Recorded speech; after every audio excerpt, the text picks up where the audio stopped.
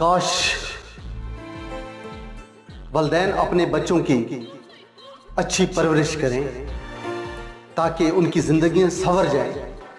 सिर्फ और सिर्फ अच्छी परवरिश।